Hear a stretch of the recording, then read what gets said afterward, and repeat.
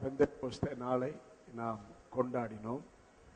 தொடர்ந்து இந்த பரிசுத்த ஆவியானவரை குறித்த வெளிச்சத்தை, வெளிப்பாட்டை, அவருடைய செயல்பாட்டை நான் தொடர்ந்து உங்களுக்கு போதிக்க விரும்புகின்றேன்.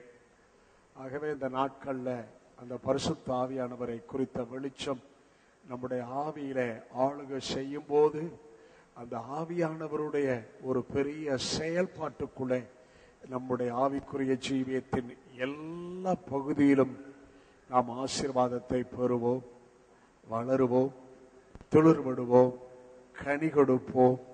உலகத்துக்கு சுவிசேஷத்தின் வெளிச்சத்தை கொண்டு வந்து உலகத்தின் இருளை மாற்றுவோம், சாபத்தை மாற்றுவோம், குறைவை நிறைவாக்குவோம், காயப்பட்டவர்களுக்கு மருந்தாய் இருப்போம், குருடர்களுக்கு பார்வையாய் இருப்போம், நொறுங்குண்டவர்களுக்கு குணமாக்குகிறவர்களாய் இருப்போம். எல்லாம் ஆவியானவரை குறித்த வெளிச்சத்தை நாம் முழுமையாய் பெற்றுக்கொள்ளும் போது ஆவியானவரை நாம் எல்லா பகுதியிலும் சார்ந்து கொள்ளும்போது இவைகள் எல்லாம் சுவிசேஷத்துக்குள்ளே இயேசு செய்து முடித்ததுக்குள்ளே நம்மிலிருந்து அவர் செயல்படுகிறார். கரத்தை உயர்த்தி ஹல்லேலூயா, ஹல்லேலூயா, ஹல்லேலூயா. ஓகே, ஒரு வசனத்தை நாம் வாசிக்க போறோம். தயவு செய்து நீங்க அங்க பார்த்து வாசிங்க, இல்ல வேதத்தை திருப்பி வாசிங்க. யாரும் வேதத்தை வாசிக்காமல் இருக்க வேண்டாம். வேதத்தை திருப்பி வாசிங்கள் அல்லது அங்கே போடுகிற வசனத்தை பார்த்து வாசியுங்கள். தீத்துவின் புஸ்தகம் 3ஆம் அதிகாரம் 4-5 வசனம். தீத்து 3-4-5. 1, 2, 3 வாசிப்போம். நம்முடைய இரட்சகராகிய தேவனுடைய தயையும் மனுஷர் மேல் உள்ள அன்பும் பிரசன்னமான போது நாம் செய்த நீதியின் கிரியைகள் நிமித்தம் அவர் நம்மை ரட்சியாமல் தமது இரக்கத்தின்படியே மறுஜன்ம முழுக்கினாலும் பரிசுத்த ஆவியினுடைய புதிதாக்குதலினாலும் நம்மை ரட்சித்தார். நம்மை ரட்சித்தார். இங்க பார்க்கிறோம், பிதாவை பார்க்கிறோம், இயேசுவை பார்க்கிறோம், பரிசுத்த ஆவியானவரை பார்க்கிறோம். நல்லா புரிஞ்சுங்க, பிதா, குமாரன், பரிசுத்த ஆவியானவர், இந்த 3 பேரும் ஒன்றாக இருக்கிறார்கள். இங்கே நம்முடைய ரட்சிப்பை பவுல் விளக்கமாய் எழுதி காண்பித்திருக்கிறார். முதலாவது நம்முடைய ரட்சிப்பு, இரட்சகராகிய தேவனுடைய தயையும் மனுஷர் மேல் உள்ள அன்பின் பிரசன்னமான போது. ஆகவே உங்க ரட்சிப்பின் ரட்சிப்பு பிதாவுடைய தயை, அவருடைய அன்பு உங்களுக்கு பிரசன்னமானதுனாலே நாம் ரட்சிக்கப்பட்டோம். நல்லா கவனிக்கணும், பிதாவுக்கிலிருந்து தான் அந்த ரட்சிப்பின் திட்டம் துவங்கி இருக்கிறது. இங்கே பிதாவுடைய தயை பார்க்கிறோம், பிதாவுடைய அன்பின் பிரசன்னத்தை பார்க்கிறோம்.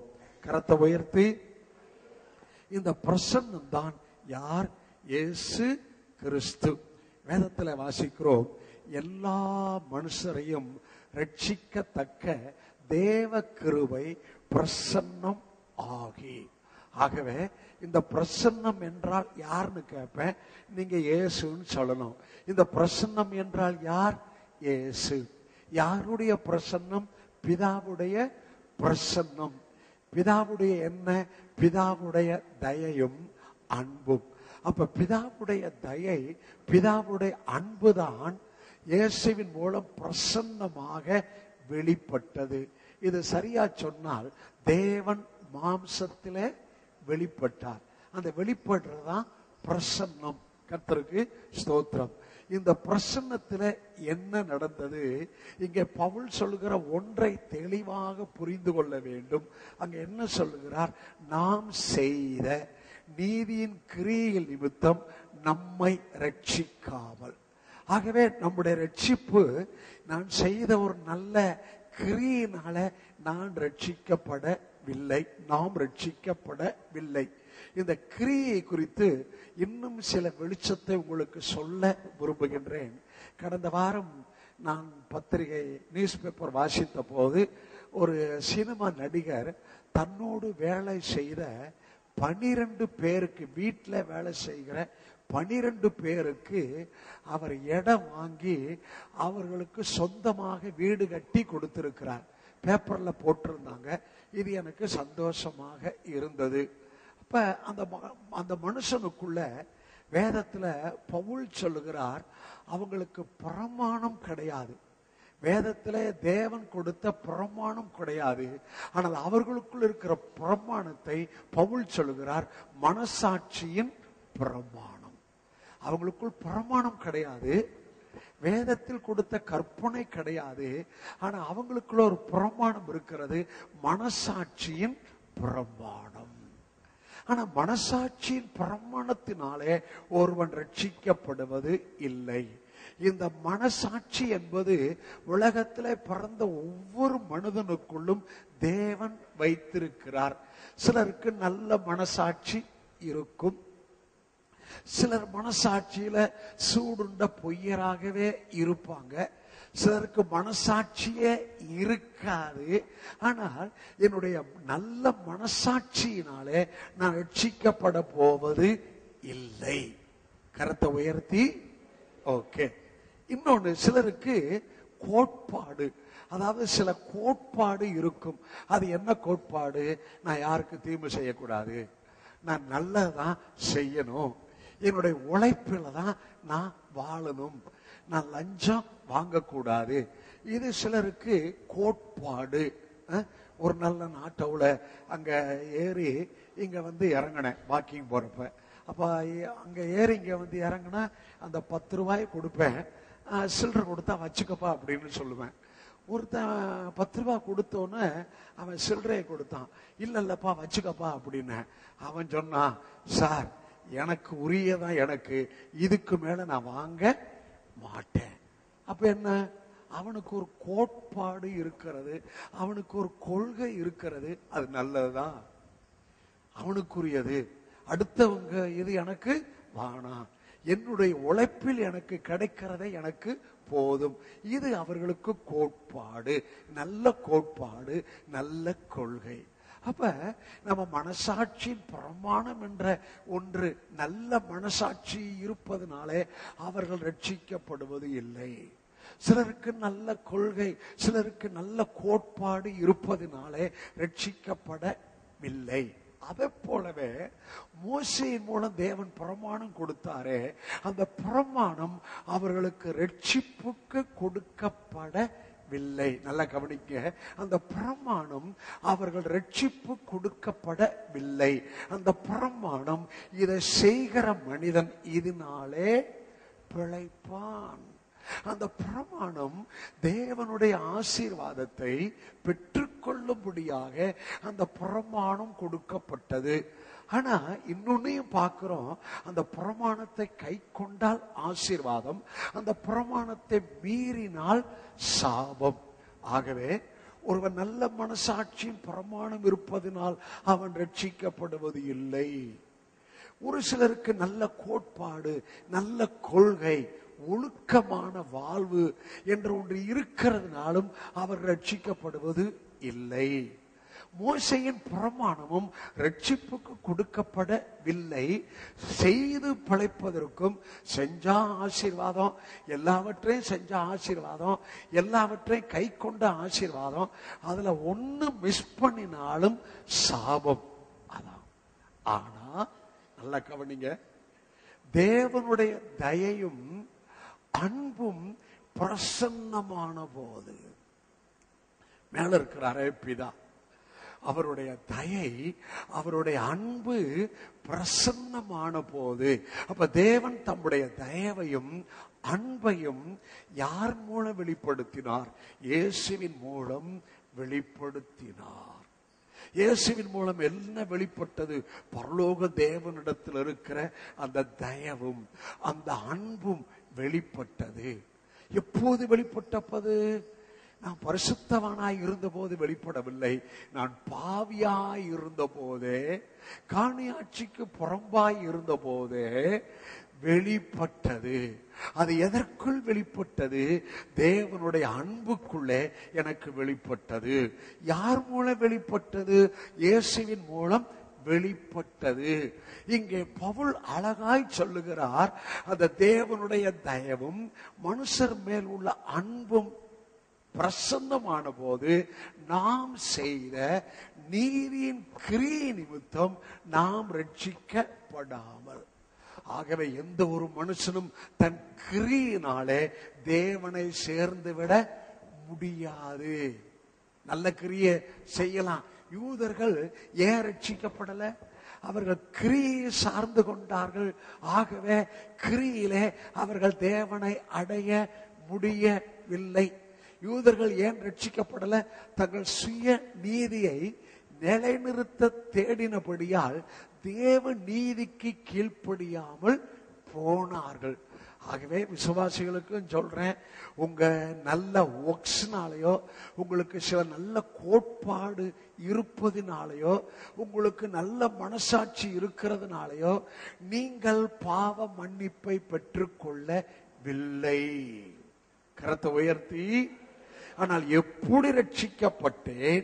தேவனுடைய தயையும் மனுஷர் மேல் உள்ள அன்பும் பிரசன்னமான போது நான் செய்த நீதியின் கிரியை நிமித்தம் அவர் என்னை ரட்சிக்காமல், இந்த வார்த்தை கவனிங்க, மறு ஜன்ம முழுக்கினாலும் பரிசுத்த ஆவியானவருடைய புதிதாக்குதலினாலும் நம்மை ரட்சித்தார்.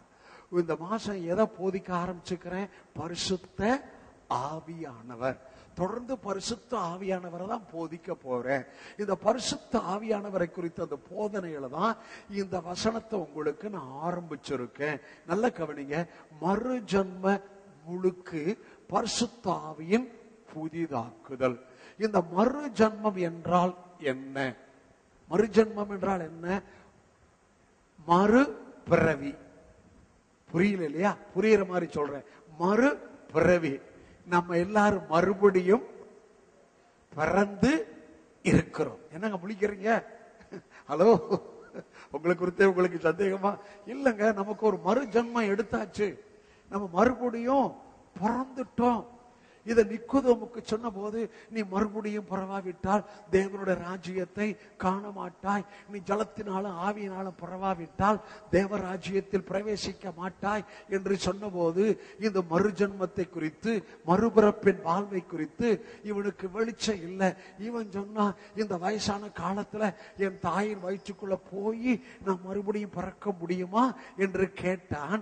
அப்பதான் அவர் இந்த மறுபிறப்பை குறித்து இயேசு அவனுக்கு போதித்தார். ஆகவே உங்களுக்குள்ள எனக்குள்ள ஒரு மறுபிறப்பு எங்க உண்டாயிருக்கிறது? ஆவியில. கரத்தை உயர்த்தி அல்லேலூயா. இந்த மறுபிறப்பு நம்முடைய ஆவியிலே உண்டானது. ஆனா இந்த மறுபிறப்புல ஆவியானவருடைய துவக்கத்தை தான் இப்போது உங்களுக்கு காண்பிக்க போகின்றேன். அங்க என்ன வாசிக்கிறோம்? மறு ஜன்ம முழுக்கினாலும் பரிசுத்த ஆவியின் புதிதாக்குதலினாலும் நம்மை ரட்சித்தார். ஆகவே உங்க ரட்சிப்புக்குள்ள, நம்முடைய ரட்சிப்புக்குள்ள அந்த பரிசுத்த ஆவியானவருடைய புதிதாக்குதல். கரத்தை உயர்த்தி நான் சொல்றத சொல்லுங்க. என்னுடைய ரட்சிப்புக்குள்ள, என்னுடைய மறுபிறப்புக்குள்ள பரிசுத்த ஆவியானவருடைய புதிதாக்குதலும் இருக்கிறதற்காய் பரிசுத்த ஆவியானவருக்கும் இயேசுவுக்கும் பிதாவுடைய தயவுக்கும் பிதாவுடைய இரக்கத்திற்கும் நான் பாவியாய் இருக்கும் போதே பிதாவானவர் என்மேல் பாராட்டின அன்புக்கும் நன்றி சொல்லுகிறேன். அப்ப அங்க என்ன வேலை செஞ்சிருக்கு? பரிசுத்த ஆவியானவருடைய புதிதாக்குதல். இந்த பரிசுத்த ஆவியானுடைய புதிதாக்குதல் எங்க துவங்குச்சுன்னு கேட்பேன். ஆவியிலன்னு சொல்லணும். இந்த பரிசுத்த ஆவியானுடைய புதிதாக்குதல் எங்க துவங்குச்சு? ஆவியில. நல்லா கவனிங்க. யூதர்கள் யூதர்களுக்கு சுவிசேஷம் கொடுக்கப்படவில்லை. நல்லா புரிஞ்சுக்கணும். யூதர்களுக்கு சுவிசேஷம் கொடுக்கப்படவில்லை. யூதர்களுக்கு மோசே சுவிசேஷத்தை பிரசங்கிக்கவில்லை. யூதர்களுக்கு மோசையின் மூலம் தேவன் என்ன கொடுத்தாரோ அதைத்தான் மோசே யூதர்களுக்கு கொடுத்தான். ஆகவே யூதர்களுக்கு மோசே சுவிசேஷத்தை பிரசங்கிக்கவில்லை. யூதர்களும் மோசையின் மூலம் சுவிசேஷத்தை கேட்கவில்லை. ஆமென். என்ன சந்தோஷமான காரியம். ஆனா சுவிசேஷத்தை அந்த யூதர்களுக்கு முன்னாலேயே யாரு? ஆபிரகாமுக்கு தேவன் சுவிசேஷத்தை சொன்னார். யூதர்கள் சுவிசேஷத்தை கேட்கல. சீனாய் மலையில சுவிசேஷத்தை யூதர்களுக்கு மோசையின் மூலம் தேவன் கொடுக்கல. ஆனால் ஆபிரகாமுக்கு தேவன் தரிசனமான போது அவனுக்கு சுவிசேஷத்தை அறிவித்தார். சுவிசேஷம் என்றால் நற்செய்தி. சுவிசேஷம் என்றால் அப்படின்னு சொல்லுவேன், நீங்க நற்செய்தின்னு சொல்லணும். சுவிசேஷம் என்றால் நற்செய்தி. அப்ப யூதர்களுக்கு தேவன் சுவிசேஷத்தை சொல்லல, சட்டத்தை சொன்னார், பிரமாணத்தை கொடுத்தார். ஆனால் ஆபிரகாமுக்கு தேவன் சுவிசேஷத்தை சொன்னார். அது என்ன சுவிசேஷம்? உலகம் முழுவதும் ஆபிரகாமே உனக்குள் ஆசீர்வதிக்கப்படும் என்ற சுவிசேஷம். ஹலோ, என்ன ஒன்னும் புரியாம இருக்கிறீங்க? ரொம்ப லேட் பிக்கப்பா இருக்கு. Okay okay okay. உலகம் முழுவதும் உனக்குள் ஆசீர்வதிக்கப்படும் என்று சுவிசேஷம் ஆபிரகாமுக்கு சொல்லப்பட்டது. அப்ப சுவிசேஷம் என்ன? ஆசீர்வாதம். சுவிசேஷம் என்ன? உலகம் முழுவதும் ஒரு மனுஷனை தேவன் தெரிந்தெடுத்து அந்த ஒரு மனுஷனுக்கு சுவிசேஷமாக நல்லா கவனிக்கணும். ஒரு மனுஷனை உலகம் முழுவதுக்கும் தேவன் தெரிந்தெடுத்து அந்த ஒரு மனுஷனுக்கு சுவிசேஷமாய் சொன்னது. எப்ப ஆபிரகாமே, உனக்குள் இருந்து உலகம் முழுவதும் இருக்கிற குடும்பங்களை நான் ஆசீர்வதிக்கப்படுக போகிறேன் என்பதான் சுவிசேஷம். அப்ப சுவிசேஷம் என்றால் தேவனுடைய மனதை புரிஞ்சுக்கணும். அது என்ன? இந்தியாவில் இருக்கிற குடும்பங்கள் மற்றும் ஆசீர்வதிக்கப்படுவது தேவனுடைய எண்ணம் அல்ல. உலகம் முழுவதும் இருக்கிற குடும்பங்கள் ஆசீர்வதிக்கப்பட வேண்டும் என்பதே தேவனுடைய எண்ணம். ஆகவே தேவனுடைய எண்ணம் பெரிய எண்ணம். தேவனுடைய திட்டம் ஒரு குறிப்பிட்ட அளவுக்குள்ளே முடங்கி போகிற திட்டம் அல்ல. தேவனை எவ்வளவு பெரிதாக, தேவனை எவ்வளவாக அறிகிறீர்களோ, புரிகிறீர்களோ, தேவனை எவ்வளவு பெரிதாக நீங்கள் இந்த வேத வசனத்துக்குள்ளே பார்க்கிறீர்களோ அவ்வளவாக தேவனுடைய செயல்பாட்டை நீங்கள் பெற்றுக்கொண்டே இருப்பீர்கள்.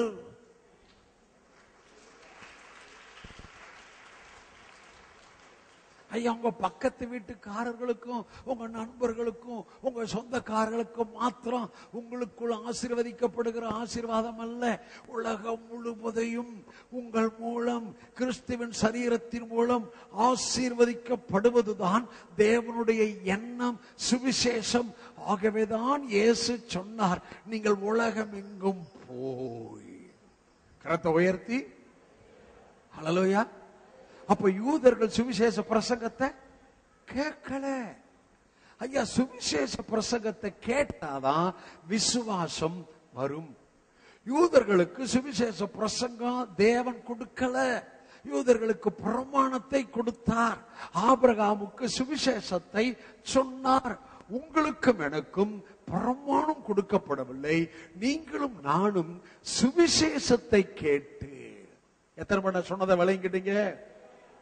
நீங்களும் நானும் சுவிசேஷத்தை கேட்டு ரட்சிக்கப்பட்டோம். சுவிசேஷம் என்றால் என்ன? சுவிசேஷம் என்றால், நல்ல கவனிங்க, உங்களுக்குள் விசுவாசம் வருகிற ஒரு செய்தியை நீங்கள் கேட்பீர்களே ஆனால் அதுதான் சுவிசேஷம். உங்களுக்குள் நம்பிக்கை வருகிற ஒரு செய்தியை, தைரியம் வருகிற செய்தியை கேட்பீர்களே ஆனால் அதுதான் சுவிசேஷம், அதுதான் நற்செய்தி. உங்களுக்குள்ளே குற்ற உணர்வு உண்டாக்குகிற செய்தியை கேட்பீர்களே ஆனால், உங்களுக்குள்ளே ஒரு பயத்தை உண்டு பண்ணுகிற செய்தியை கேட்பீர்களே ஆனால், அது சுவிசேஷம் அல்ல. பிரமாணம் குற்ற உணர்வை உண்டு பண்ணும். பிரமாணம் குற்ற உணர்வை உண்டு பண்ணுவது மாத்திரமல்ல, அது அந்த விடுதலை கொடுக்கக்கூடிய சக்தியோ பலனோ திராணியோ பிரமாணத்திலே இல்லை. கரத்தை உயர்த்தி நீங்களும் நானும் சுவிசேஷத்தை கேட்டு செஞ்சு ரட்சிக்கப்பட்ட விசுவாசித்து ரட்சிக்கப்பட்டோமா? அது சொல்லுங்க. விசுவாசித்து அவங்களுக்கு ரட்சிப்பு, ஆசீர்வாதம், சுதந்திரம் எல்லாம் செஞ்சு, உங்களுக்கு ஆசீர்வாதம், சுதந்திரம், நல்ல வாழ்வு, சுக வாழ்வு, மேன்மையான வாழ்வு, கீர்த்தி, புகழ்ச்சி எல்லாம் செஞ்சல்ல, விசுவாசித்து. சுவிசேஷம் என்றால் நற்செய்தி. ஹல்லேலூயா, ஹல்லேலூயா. அப்ப நமக்குள்ள ஒரு மறுபிறப்பு எங்க துவங்கி இருக்கு? ஆவியில. இதைத்தான் புரிஞ்சுக்கணும். இந்த மறுபிறப்பை நம்முடைய ஆவியில துவக்கினவர் தான் பரிசுத்த ஆவியானவர். நல்ல பிரசங்கத்தை நல்ல கவனமா கேளுங்க. இந்த மறுபிறப்பை நமக்குள்ளே துவக்கினவர் தான் பரிசுத்த ஆவியானவர். ஆகவேதான் பவுல் சொல்லுகிறார், நாம் செய்த நீதியின் கிரியின் நிமித்தம் நம்ம ரட்சிக்காமல் மறு ஜன்மம் முழுக்கினாலும் பரிசுத்த ஆவியானவருடைய புதிதாக்குதலினாலும் நம்மை ரட்சித்தார். அப்ப நம்முடைய ஆவியில பரிசுத்த ஆவியானவருடைய புதிதாக்குதலை தேவன் துவக்கி இருக்கிறார். எங்க துவக்கி இருக்கிறான்னு கேட்பேன். நம்ம ஆவியில துவக்கி இருக்கிறான்னு சொல்லணும். நம்முடைய ஆவியில எங்க துவக்கி இருக்கிறார்? நம்முடைய ஆவியில. எதை துவக்கி இருக்கிறார்னு கேட்பேன். புதிதாக்குதலை துவக்கி இருக்கிறார் என்று சொல்ல வேண்டும். எதை துவக்கி இருக்கிறார்? புதிதாக்குதலை துவக்கி இருக்கிறார். நம்முடைய ஆவியில புதிதாக்குதலை துவக்கி இருக்கிறார்.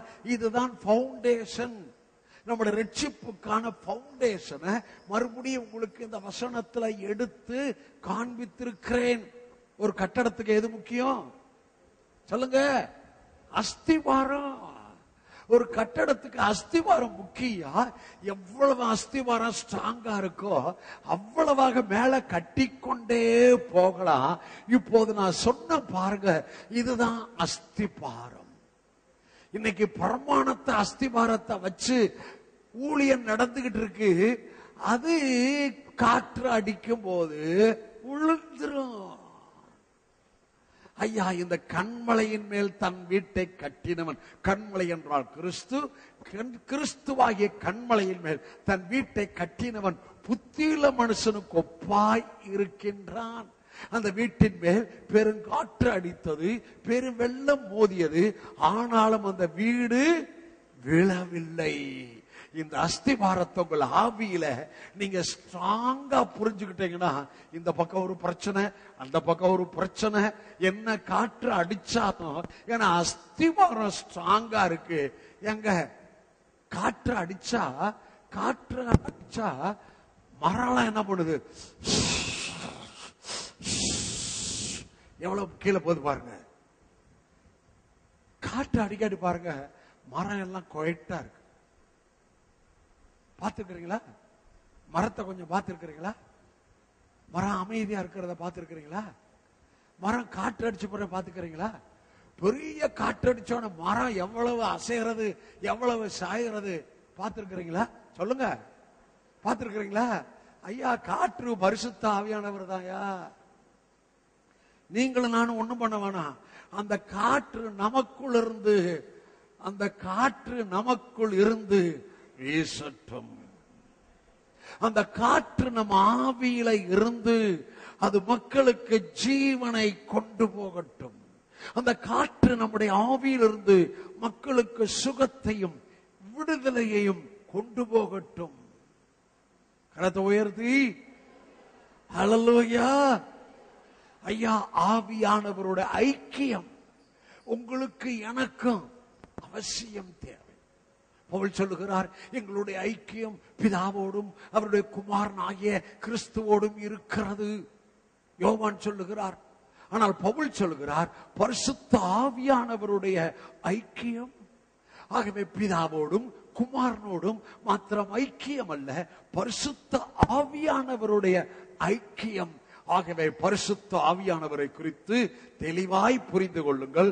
நம்முடைய மறுபிறப்புல நம்முடைய ஆவியில ஒரு புதிதாக்குதலை ஆவியானவர் துவக்கி இருக்கிறார். ஹல்லேலூயா, ஹல்லேலூயா, ஹல்லேலூயா. ஆவியானவர் எங்க இருக்கிறாரு? ஆவியில. யோசிக்காதீங்க, ஆவியானவர் எங்க இருக்கிறாரு? யார் ஆவி? பக்கத்து வீட்டு ஆவியா? உங்க ஆவிக்குள்ள அது வேற ஆவி. ஆவியானவர் என்ன ஆவிக்குள்ள, என்ன ஆவிக்குள்ள அந்த புதிய சிருஷ்டியின் வாழ்வை புதிதாக்குதலை அவர் துவக்கி இருக்கிறார். 2 கொரிந்தியர் எடுங்க, வசனத்தை பாருங்க. 2 கொரிந்தியர் 1ஆம் அதிகாரம் வசனத்தை தயவு செய்து திருப்பி பாருங்க, இல்லாட்டி வாயில வாசிக்கணும்.